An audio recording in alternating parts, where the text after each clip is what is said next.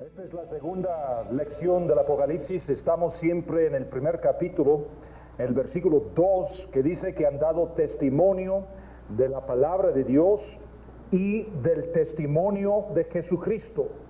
Vimos anteriormente que este versículo nos está diciendo que las palabras de este libro son divinamente inspiradas, es la palabra de Dios, el testimonio de su palabra, y que además se trata de profecía, porque es del testimonio de Jesucristo, y el testimonio de Jesucristo es el espíritu de la profecía.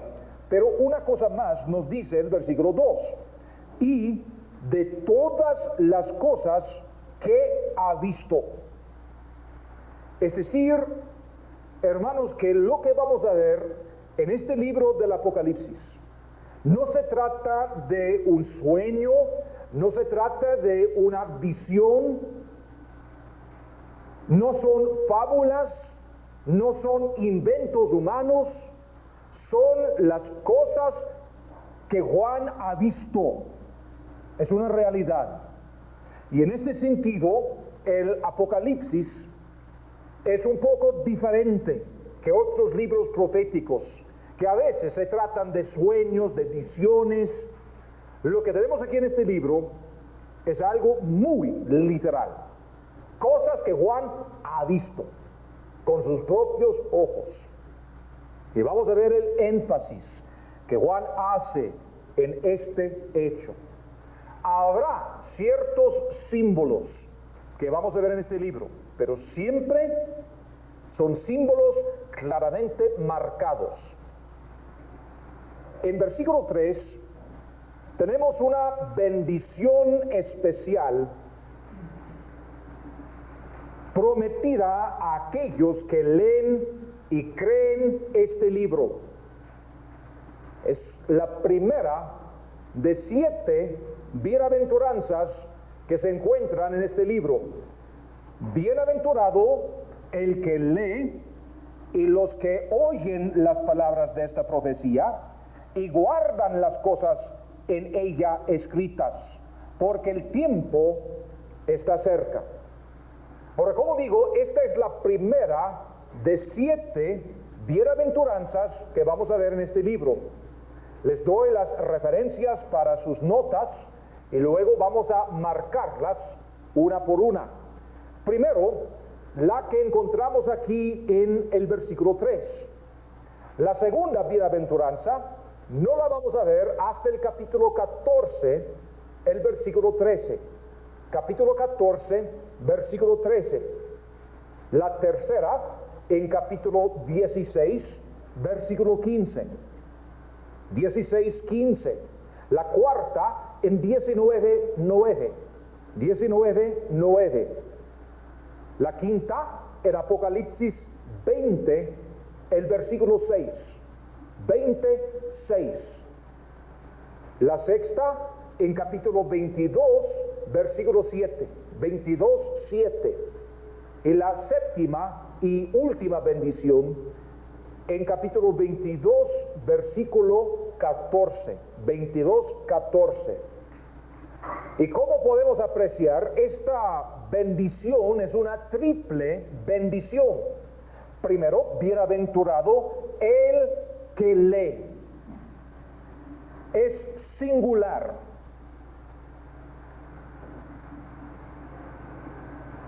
En los días de Juan, no todos tenían Biblias en sus manos.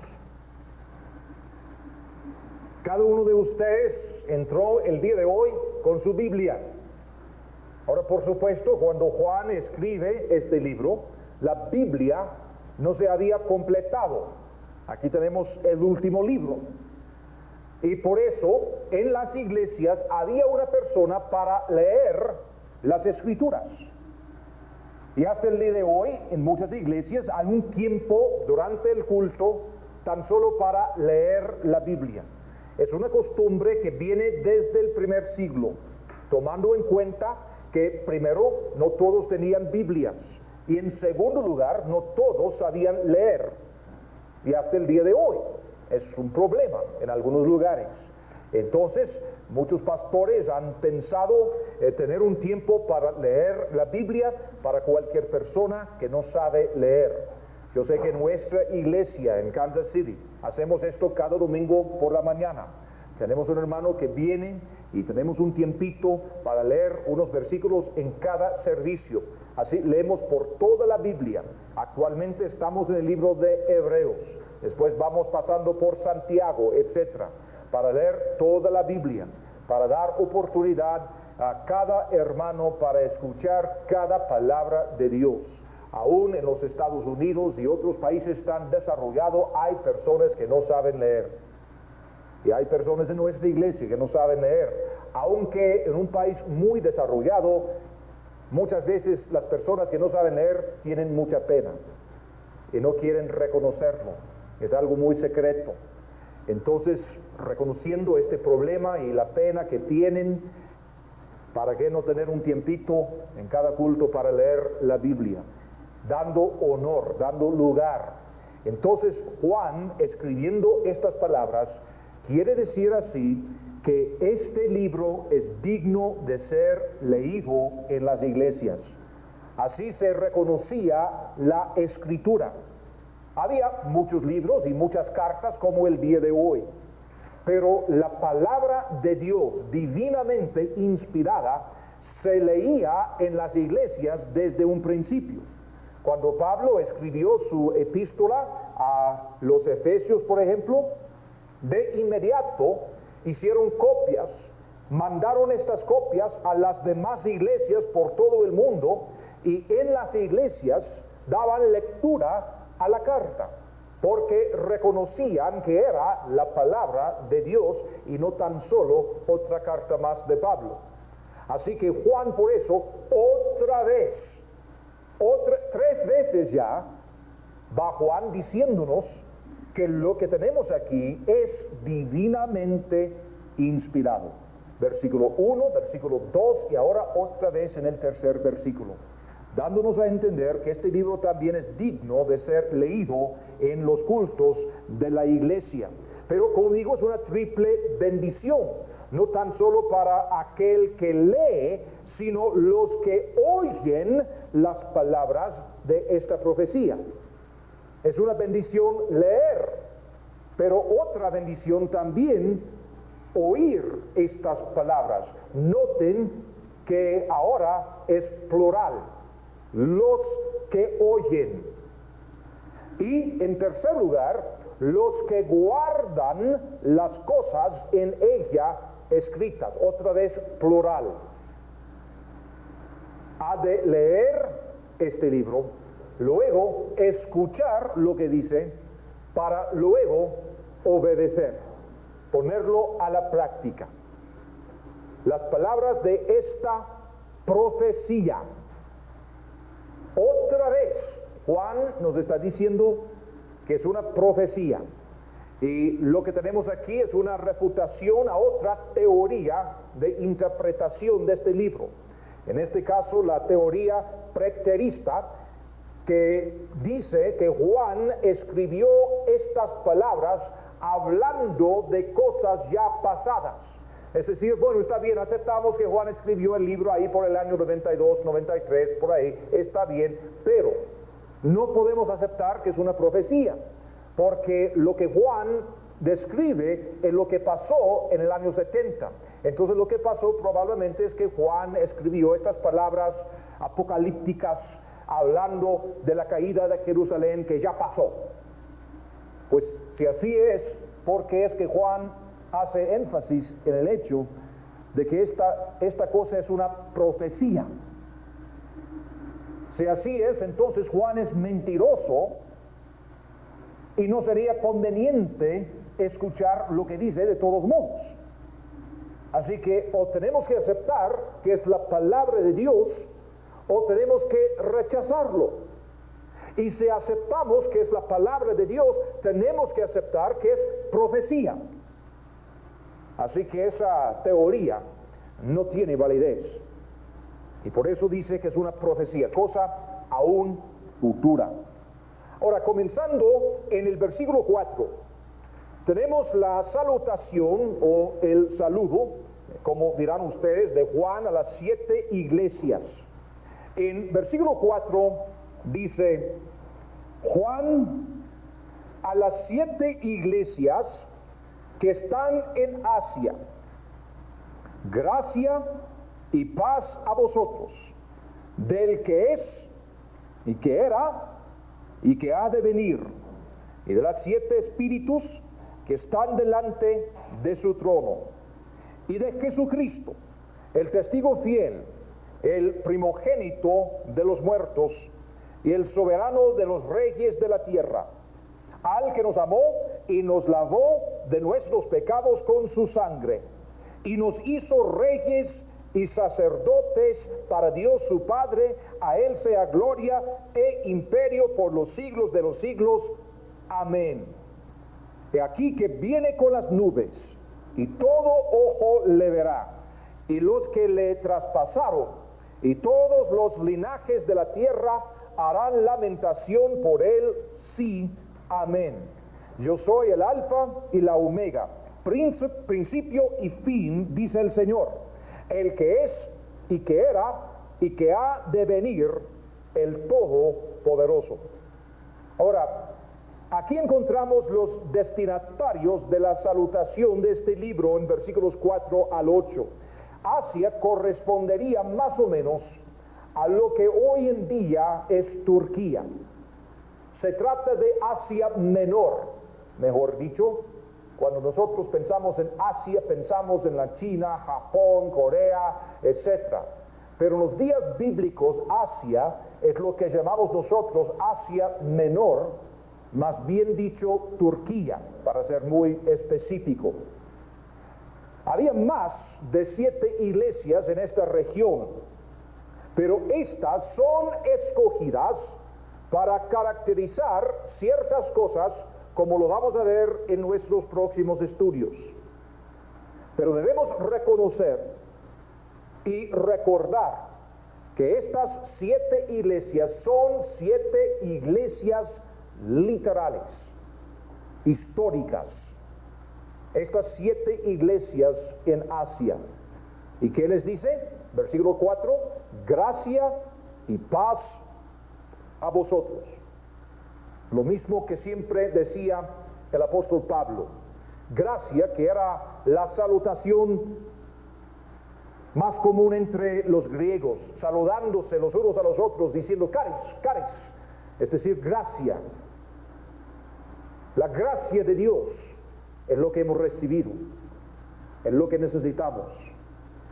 Y luego los judíos, hasta el día de hoy, se saludan diciendo shalom, es decir, paz.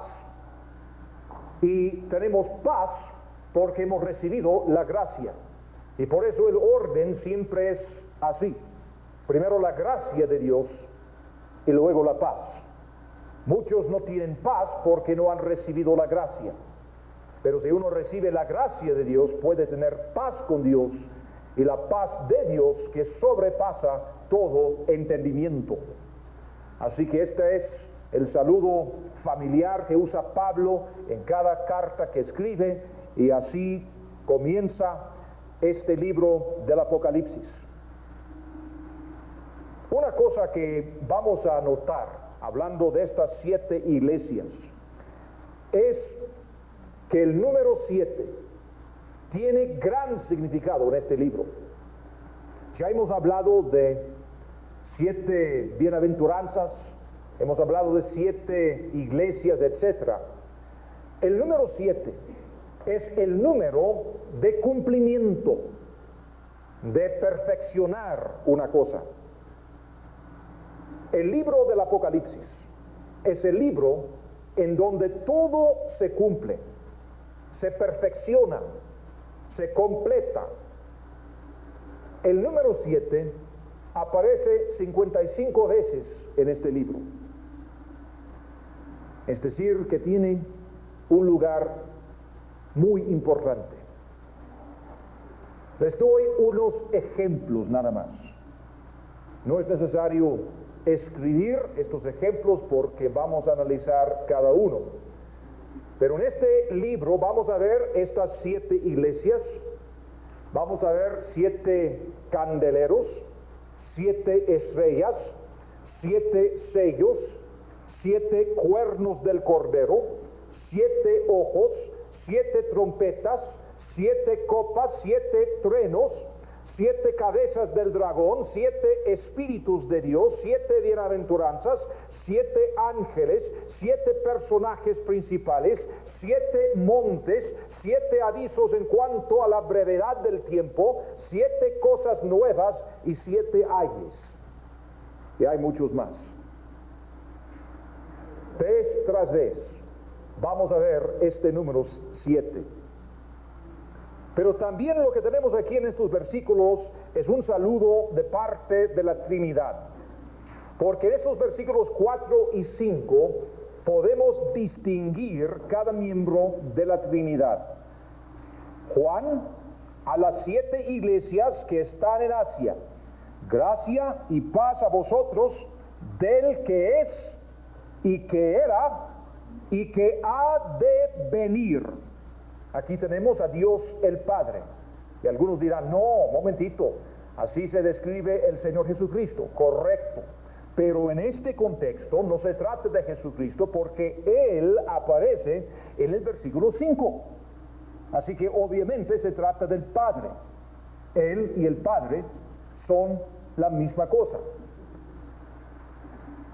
Esta frase habla de su eterna existencia y también corresponde a las 3 divisiones principales de este libro: pasado, presente y futuro.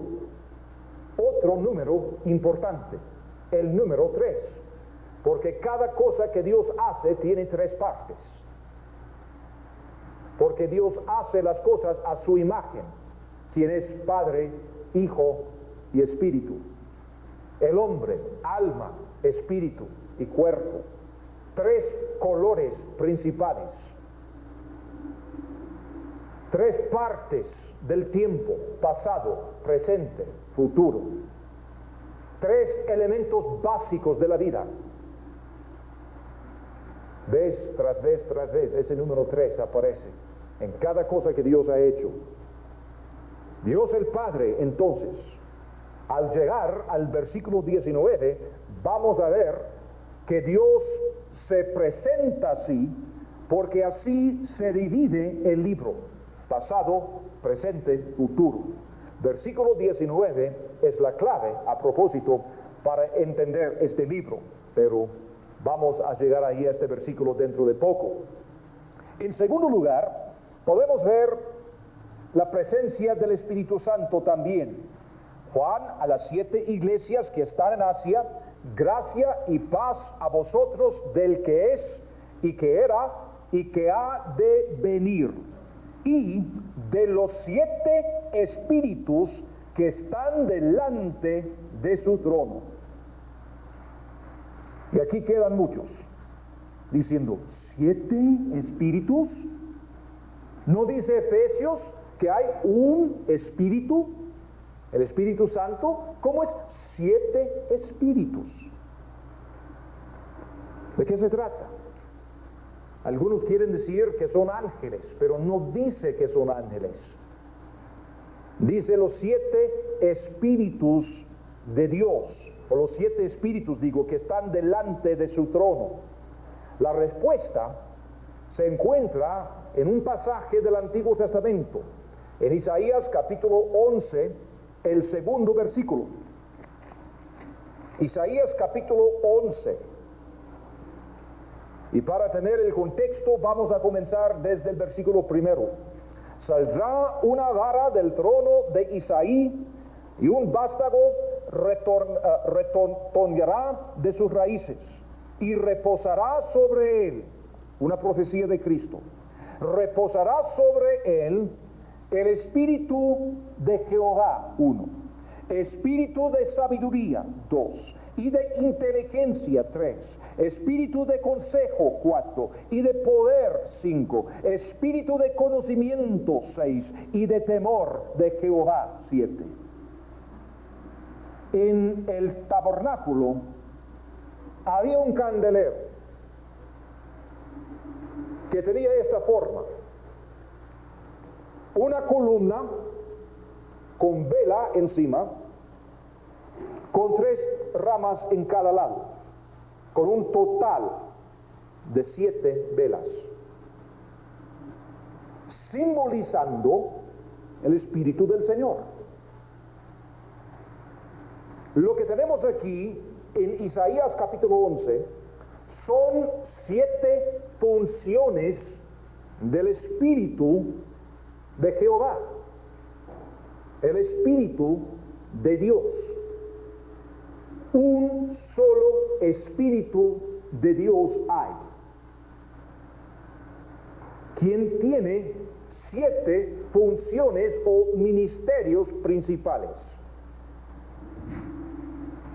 Es un espíritu con 7 ministerios. ¿Cuántos espíritus tienes tú? Un espíritu, ¿verdad? Y alguien dice: ay, que noto que en ti hay un espíritu de tristeza, hay un espíritu de alegría, hay un espíritu de esto, del otro. ¿Por qué estamos diciendo? Estamos hablando de la manifestación de su espíritu. Un solo espíritu hay. Y lo que tenemos aquí son las 7 manifestaciones principales del Espíritu de Dios.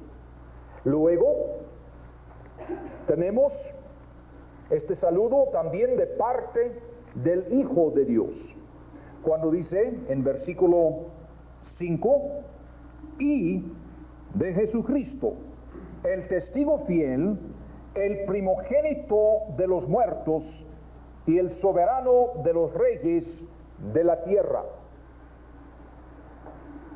Ahora, en realidad se dice que Cristo es 3 cosas: el testigo fiel, el primogénito de los muertos y el soberano de los reyes de la tierra. Y vamos a ver que estas 3 cosas corresponden a los 3 oficios de Cristo. Precisamente como vimos las 3 divisiones de Dios Padre, que corresponden a las 3 divisiones del libro, y como vimos las 7 manifestaciones del Espíritu Santo, ahora vamos a ver los 3 oficios principales del Señor Jesucristo, como profeta, sacerdote y rey. Ustedes como pastores muchas veces, me imagino, han predicado sobre estos 3 oficios del Señor Jesucristo. Es profeta, es sacerdote, es rey. Primero es testigo fiel. Y aquí tenemos su ministerio como profeta. Es su ministerio pasado. Vino para anunciar la palabra de Dios como el verbo, el testigo fiel. En el Salmo 89, versículo 37, nos dice que el trono de Cristo es como la luna, que será firme para siempre, y como un testigo fiel en el cielo digo. Así que Cristo es el testigo fiel. Como profeta es el testigo fiel. Como sacerdote es el primogénito de los muertos, y como rey es el soberano.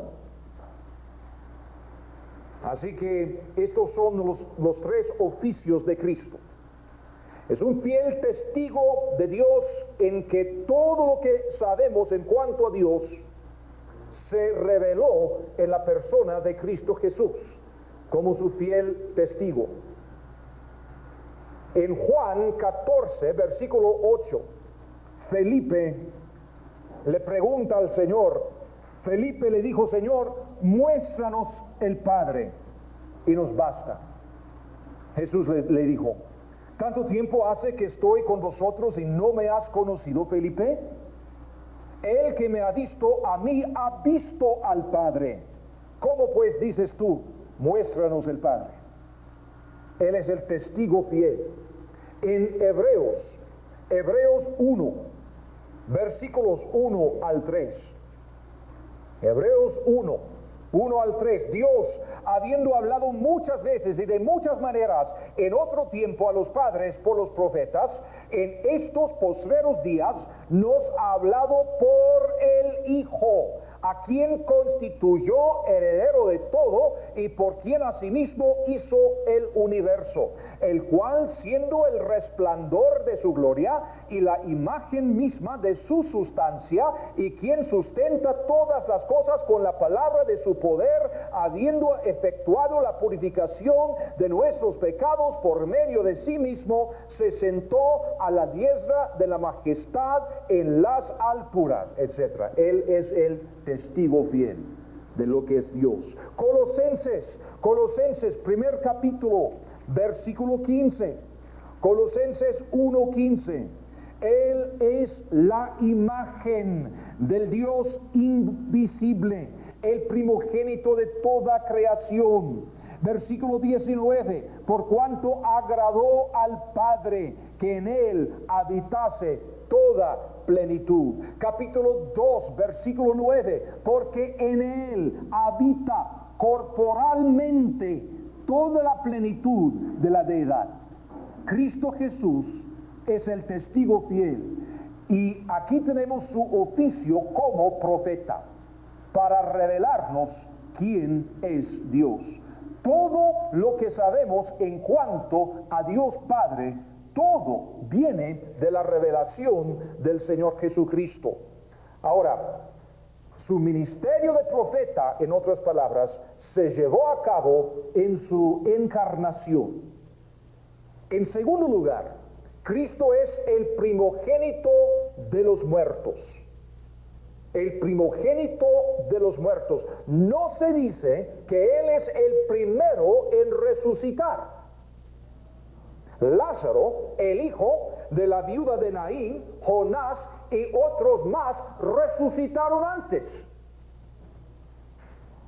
Una diferencia. Todos ellos regresaron a la muerte. Volvieron a morir. Cristo no. ¿Por qué? Porque Él es el primogénito de una nueva raza, una raza que no verá la muerte. Él es el primero en resucitar para nunca más morir.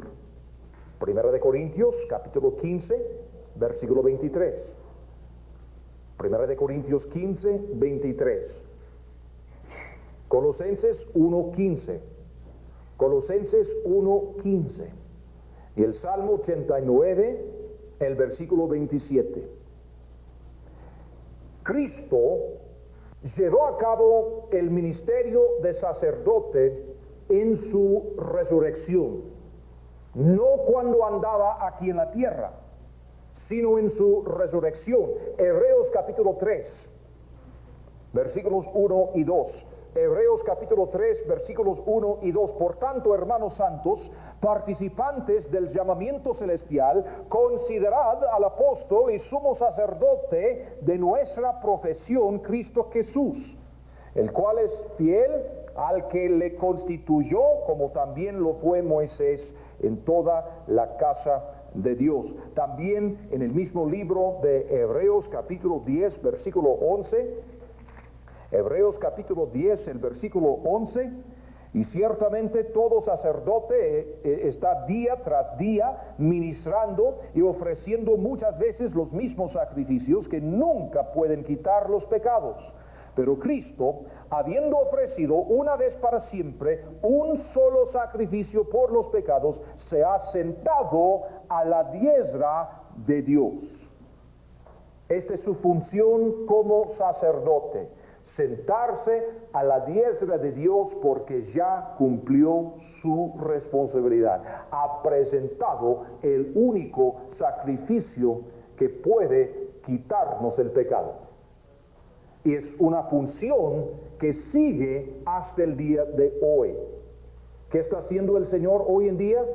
Sigue en esta función de sacerdote. ¿Quién está en la presencia del Padre como nuestro abogado? El Señor Jesucristo. Cuando nos ataca el diablo, cuando nos acusa el diablo, ¿quién responde? El Señor Jesucristo, nuestro sumo sacerdote. En Hebreos capítulo 4, versículo 14. Hebreos capítulo 4, versículo 14. Por tanto, teniendo un gran sumo sacerdote que traspasó los cielos, Jesús el Hijo de Dios, retengamos nuestra profesión. Porque no tenemos un sumo sacerdote que no pueda compadecerse de nuestras debilidades, sino uno que fue tentado en todo según nuestra semejanza, pero sin pecado. Acerquémonos pues confiadamente al trono de la gracia para alcanzar misericordia y hallar gracia para el oportuno socorro. Es decir, que su ministerio presente desde su resurrección es de sacerdote, pero vendrá otra vez.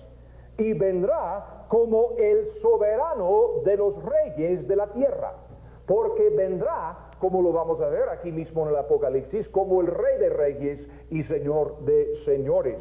Y esto, por supuesto, corresponde a su oficio de rey y está para ser completamente revelado en el futuro. Se trata de un reino literal, terrenal, que durará 1000 años y después eternamente. Es cierto que hay un reino espiritual del cual somos miembros, pero aquí no se trata de este reino, es decir, aquí en Apocalipsis estamos hablando de un reino físico que ha de venir sobre este mundo, un reino profetizado tantas veces en la Biblia. Unas referencias para sus notas nada más: Colosenses 1:13, Colosenses 1:13, Lucas 1, versículos 30 al 33, Lucas 1, 30 al 33. Ahora, otra vez aquí en Apocalipsis, capítulo 1, versículos 5 y 6, podemos ver la posición del creyente. La cuarta subdivisión de este punto principal, la posición del creyente. Dice aquí: y de Jesucristo el testigo fiel, el primogénito de los muertos y el soberano de los reyes de la tierra. Y ahora nos interesa la frase que sigue: al que nos amó y nos lavó de nuestros pecados con su sangre, y nos hizo reyes y sacerdotes para Dios su Padre. A él sea gloria e imperio por los siglos de los siglos. Amén. Primero, somos amados al que nos amó. Somos amados. Una referencia muy bella es Efesios 1, versículos 5 al 6. Efesios 1, 5 al 6, donde dice que somos aceptos en el amado. Y por eso no tengo problemas con la autoimagen, porque soy acepto en el amado. Él me ha amado y me ama y me amará. En segundo lugar, somos lavados de nuestros pecados en su sangre. ¿Y qué tengo que explicar a un grupo de pastores bautistas el significado de esta frase? Que todos predicamos el poder de la sangre del Señor Jesucristo.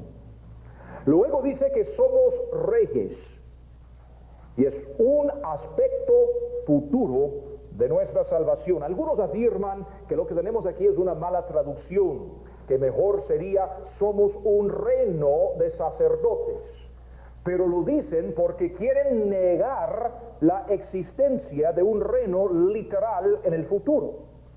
Porque aquellos que hacen muchas de las Biblias de referencia y muchos de los comentarios no creen en el milenio, no creen que Cristo vendrá físicamente a la tierra para establecer su reino. Es decir, que han desechado la mitad de las promesas del Antiguo Testamento, y es la posición de la gran mayoría de misiones, de iglesias, de denominaciones en el mundo el día de hoy. Y no estoy hablando de modernistas, estoy hablando de los evangélicos. La posición es que no habrá milenio. No habrá reino literal aquí en la tierra. Todo lo quieren espiritualizar. Pero para hacerlo, tienen que cambiar de vez en cuando la Biblia para que esté de acuerdo a su posición. La razón por los cambios es una razón teológica, no es una razón de idioma. Y por eso quieren decir que somos un reino de sacerdotes. No, dice que somos reyes y sacerdotes. La versión 77, por ejemplo, dice esto: e hizo de nosotros un reino.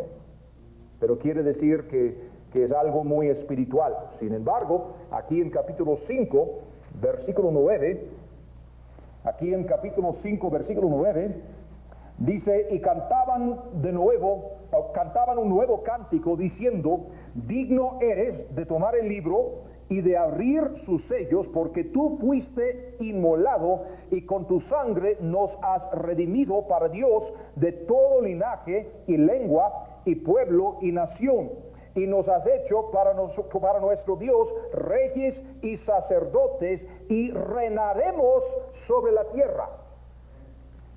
Y hasta la fecha no han encontrado la manera de cambiar este versículo para estar de acuerdo con su posición. Dice que bueno, nos hizo un reino de sacerdotes para reinar, porque el reino es espiritual, no físico. Bueno, claro que participamos en un reino espiritual, pero si negamos la existencia de un reino futuro, tenemos que eliminar la mitad de las profecías de la Biblia y espiritualizarlas para no tener que tratar con la realidad de lo que dice la Biblia. Somos reyes. ¿Cuántas veces en el Nuevo Testamento dice la Biblia que vamos a reinar con Cristo? Por eso Él es el Rey de reyes. No es el único rey, es el Rey de reyes. Ahora, si todos los reyes desaparecen con la venida de Cristo, este título no tiene significado. Él es el Rey de reyes. Además, somos sacerdotes. Y aquí tenemos el aspecto presente de nuestra salvación. Recibir la sangre de Jesucristo es lo que nos pasó. Ser rey con Cristo es lo que vendrá. Lo que soy es un sacerdote. Primera de Pedro 2:9. Primera de Pedro 2:9. Mas vosotros sois linaje escogido, real sacerdocio. Una de las cosas más preciosas para el creyente neotestamentario es lo que se llama la doctrina del sacerdocio del creyente. Y sobre todo para las personas que salen de un fondo eclesiástico donde toda la vida han estado en sumisión a sacerdotes humanos.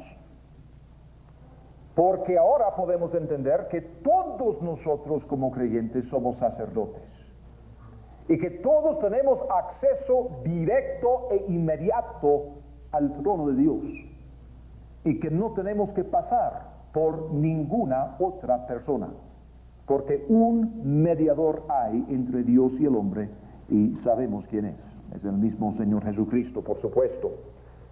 Así que nosotros somos sacerdotes. Hebreos capítulo 10, versículo 19. Hebreos 10, 19.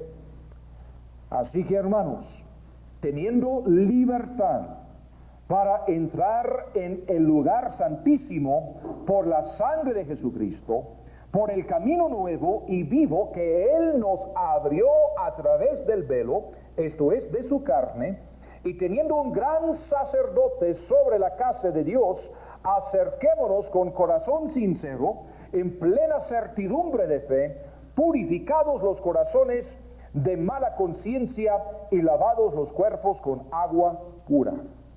Un sumo sacerdote hay. Todos nosotros sacerdotes. Hay un rey de reyes, muchos reyes. Somos reyes, somos sacerdotes. Versículo 7 de Apocalipsis, primer capítulo. He aquí que tenemos problemas. Porque dice que viene con las nubes y todo ojo le verá. Vendrá con las nubes. Ahora, ¿cuánto quisiera dejar esto por fuera? Pero tenemos que tratar con las nubes varias veces aquí en este libro del Apocalipsis. Y aquí desde el primer día van a salir diciendo que el hermano Jeff es fanático, que es un poco loco. Y tienen ustedes mucha razón. Pero lo que vamos a ver aquí es algo muy interesante. Y si vamos a entender bien este libro, voy a darles unas sugerencias. Voy a decirles cuando lo que digo es pura Biblia y les voy a decir cuando es especulación. ¿De acuerdo? Vamos a especular un poco, pero lo vamos a hacer a base de lo que dice la Biblia. Cuando Juan dice que viene con las nubes, es una palabra interesante que usa. Y tenemos que reconocer también, como dije hace poco, las limitaciones del idioma de Juan. Ve algo.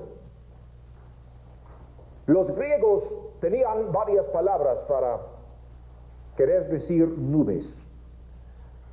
Nosotros hablamos de las nubes, literalmente, donde los pajaritos y los aviones. Mira, las nubes. Pero también a veces decimos, estoy en las nubes.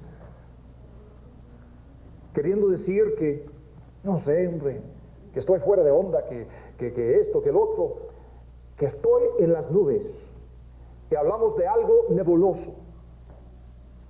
Es decir, algo sin mucha definición. Y la palabra que Juan escoge, bajo la inspiración del Espíritu Santo, es la palabra que da más bien ese sentido. Juan ve algo nebuloso. ¿Cómo son entonces estas nubes?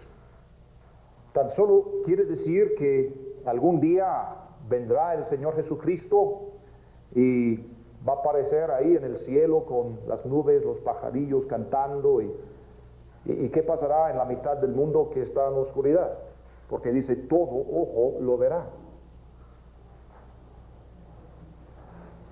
Vamos a ver algunas cosas. Vamos a buscar Mateo 24.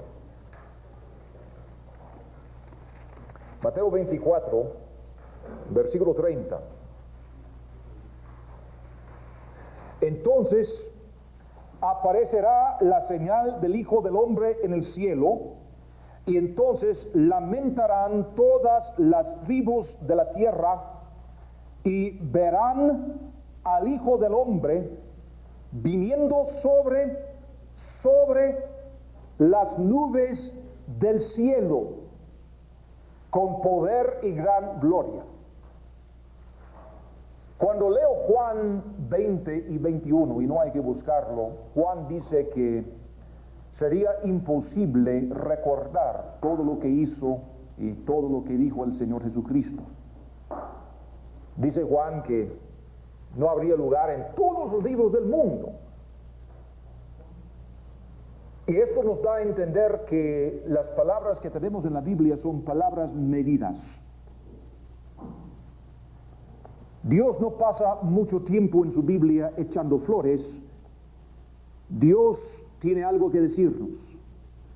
¿Por qué el énfasis que hace en las nubes, que vendrá con las nubes, sobre las nubes del cielo? En Mateo 26, 64, Jesús le dijo, tú lo has dicho, y además os digo que desde ahora veréis al Hijo del Hombre sentado a la diestra del poder de Dios y viniendo en las nubes del cielo. En el primer capítulo de los Hechos,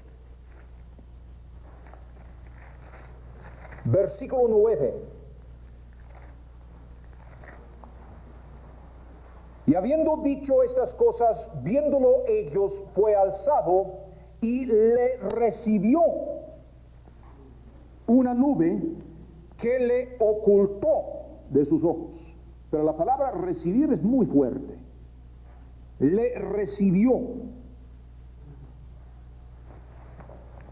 En Primera Tesalonicenses capítulo 4, Primera Tesalonicenses capítulo 4, versículo 17. Luego nosotros los que vivimos, los que hayamos quedado, seremos arrebatados juntamente con ellos en las nubes para recibir al Señor en el aire. Y así estaremos siempre con el Señor. Hace 100 años, 200 años, fue muy fácil imaginarse uno una escena con las nubes, con los ángeles, con sus alitas, con sus arpas y todo eso, ¿verdad? De los cuadros de hace muchos años y todos ahí en las nubes tocando las arpas con Cristo. Pero si eso se trata del arrebatamiento, y si ahora hay aviones que vuelan mucho más arriba de las nubes, y todo eso, ¿por qué no nos van a ver sentados sobre las nubes tocando las arpas esperando que pase la tribulación? Vamos a tener que tener cuidado con los aviones que están pasando a cada rato cantando al Señor, ¿verdad? En serio, hermanos, pregunto, y yo no sé, como digo, estoy pensando con ustedes, pero ¿no sería posible que posiblemente estas nubes, estas cosas nebulosas, estas cosas que vieron los autores de la Biblia, se traten de cosas que no las entendemos? Yo no sé, ¿cómo es que vamos a viajar al tercer cielo? Más allá de Alfa, Dracanos y todo eso, más allá de la estrella polar. ¿Cómo es que vamos a hacer eso? ¿Cómo lo hacen los ángeles? ¿Cómo lo hicieron en Daniel capítulo 10, cuando Daniel estaba orando 3 semanas y por fin el ángel le llega y dice: Daniel, perdona por favor, cuando oraste, Dios te escuchó desde el principio, me despachó, pero Daniel, tengo 3 semanas de hacer batalla con el príncipe de Grecia, y por poco Miguel, el arcángel, viene, entonces le entretiene, y aquí vengo para contestar tu oración, y al volver voy a tener que enfrentarme también con el príncipe, bueno, el príncipe de Grecia, el primero el príncipe de Persia, donde estaba Daniel. 400 años antes de todo lo que iba a pasar después en Grecia, había una batalla en el espacio para controlar Grecia. ¿Y cómo lo hacen? Le costó 3 semanas para viajar. ¿Cómo lo hacen? Cierren sus ojos para estar en el cielo. Pregunto, yo no sé. En Daniel capítulo 7,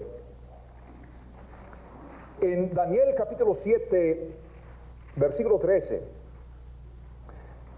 miraba yo en la visión de la noche, y aquí con las nubes del cielo venía uno como un hijo de hombre, que vino hasta el anciano de días, y le hicieron acercarse delante de él, y le fue dado dominio, gloria y reino, para que todos los pueblos, naciones y lenguas le sirvieran. Su dominio es dominio eterno que nunca pasará, y su reino uno que no será destruido. Hablando, por supuesto, del Señor Jesucristo en su venida. Y vendrá con las nubes del cielo. Las nubes del cielo. Mateo 17, versículo 5. Mateo 17.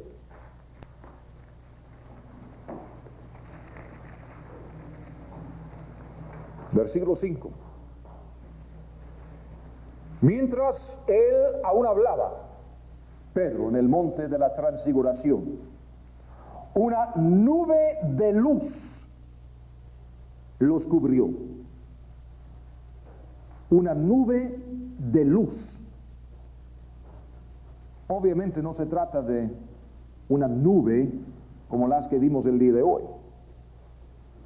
Y aquí una voz desde la nube que decía: este es mi Hijo amado, en quien tengo complacencia, a él oíd.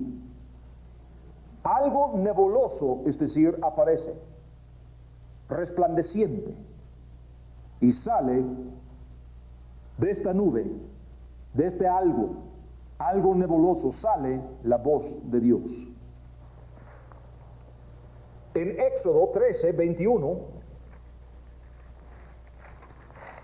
en Éxodo 13, 21, y Jehová iba delante de ellos de día en una columna de nube para guiarlos por el camino, y de noche en una columna de fuego para alumbrarles, a fin de que anduviesen de día y de noche. Nunca se apartó de delante del pueblo la columna de nube de día, ni de noche la columna de fuego.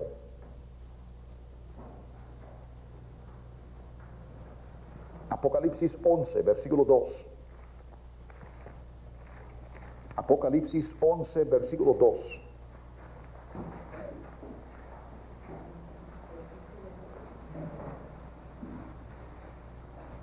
Digo, 11, 12. Hablando de lo que va a pasar a los dos testigos. Y oyeron una gran voz del cielo que les decía: subid acá, y subieron al cielo en una nube. Subieron al cielo, de la tierra al cielo, en una nube, en algo nebuloso. En capítulo 14, versículo 14. Miré, y he aquí una nube blanca, y sobre la nube uno sentado semejante al Hijo del Hombre. Sobre la nube uno sentado. Versículo 15. Y del templo salió otro ángel clamando a gran voz al que estaba sentado sobre la nube.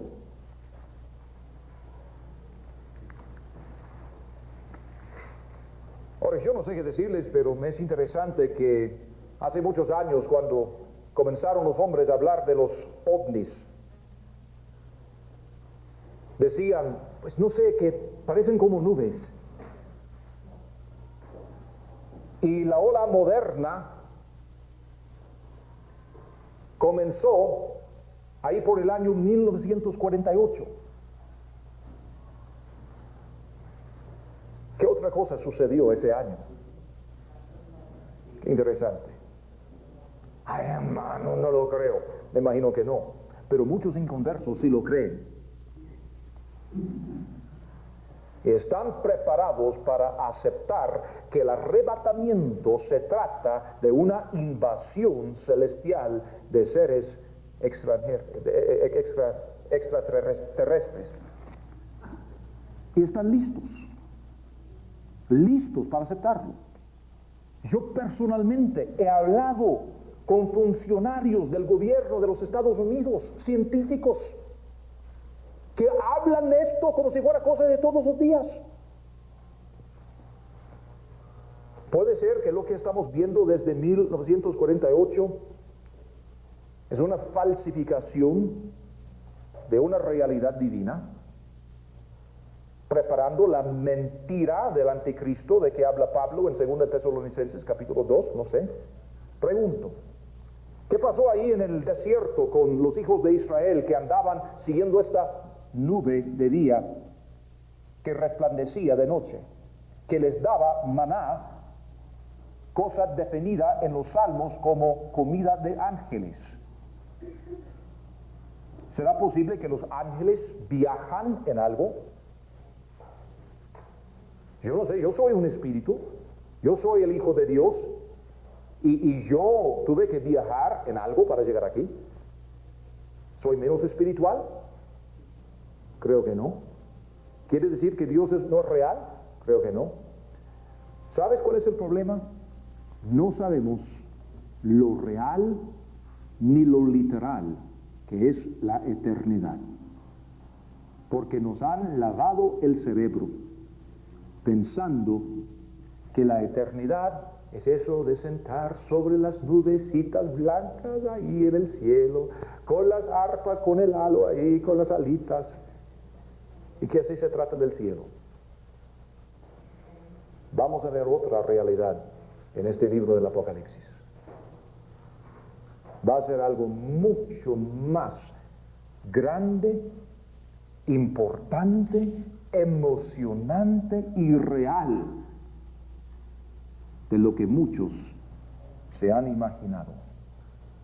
Pero ahora nos toca descansar unos 5 minutos.